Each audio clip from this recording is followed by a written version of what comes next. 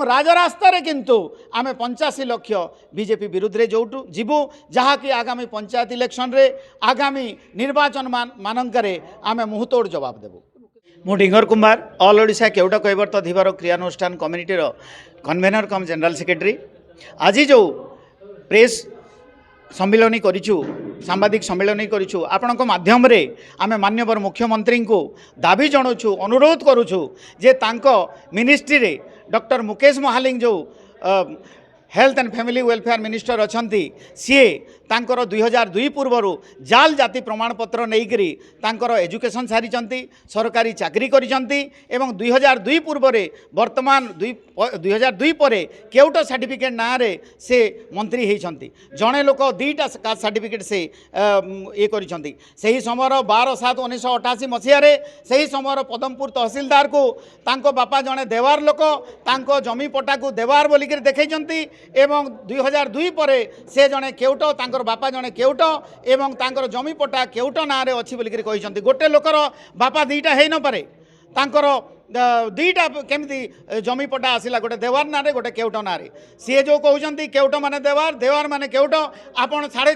4.5 कोटी लोकन को जाइकरी पचारंतु ओडिशार देवार होची गोटे नोमाडिक कम्युनिटी से माने मध्य प्रदेश रु आसीथिले समय क्रमे से माने बारबुला जाति फेरी गलेनी केउटो होची हमर एटिकार आदिवासी से माने हेचंती एजा चषा जाति एटिकार लोकल लोक से माने होची ओबीसी तांकर जो राडी नियारी लोक तांकर निज सिनोनिम्स लोक से माने ओबीसी कास्टे अछंती आउ मुकेश महालिंग खास करी से समय तहसीलदार को ठकी करी कास्ट सर्टिफिकेट नहीं करी पाठ पढ़िले चाकरी कले एवं वर्तमान जिते बेले एसडीजीएम तांको ना रे मोर कंप्लेंट बल 11/8/2025 रे निर्देश कले लोकल थाना को तांको ना रे क्रिमिनल एक्शन रजिस्टर कर ललिता कुमारी वर्सेस यूपी अनुसार सी ताको क्वाश करबा पई माननीय उच्च न्यायालय माने आश्रय नहीं एवं माननीय उच्च न्यायालय मते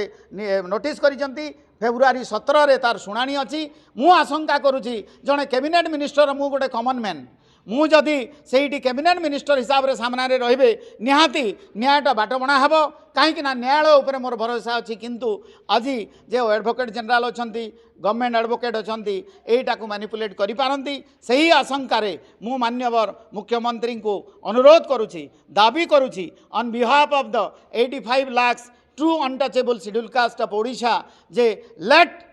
him discarded from the ministry to retain the support and सबु प्रकार समर्थन आमर जोटा रहिबा पई सेटा करंतो सेया जदि न हबो आमे तो न्यायालय रे जते बेले चली एसएलपी रे आमे सुप्रीम कोर्ट को जीवु किंतु आमर जो अनुसूचित जाति अछंती 85 लाख रो तांकर आस्था भरोसा हरैबे तो आमे एटा तांको गोटे सूचना दे देउछु आमे तांको गोटे एटा गोटे तांको सतर्क बाणी दउछु जे 85 लाख लोकंकर जदि आपण माने दाबी सुनिबा को चाहुचंती मुकेश महालिंग को तुरंत मिनिस्ट्री रो बाद दियंतु एवं आमर न्याय युद्ध रे हमको न्याय पाइबारे से माने बाट न ओगालंतु